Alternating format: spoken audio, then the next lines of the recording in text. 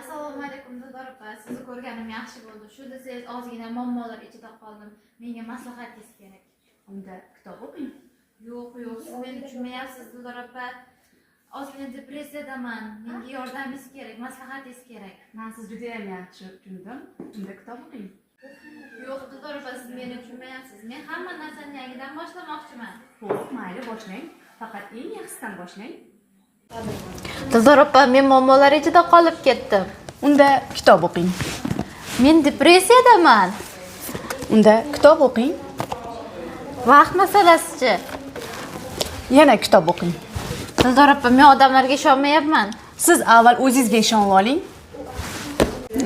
Dildor opa, g'am tashvishlar orasida qolib ketdim yoki psixologga boraymikan? Psixologni nima qilasiz? Eng yaxshisi mana shu kitoblarni o'qing. Barcha muammoingizga zo'r yechim bo'ladi. Shu kitoblarda o'qisam hamma yechimini topamanmi? Albatta.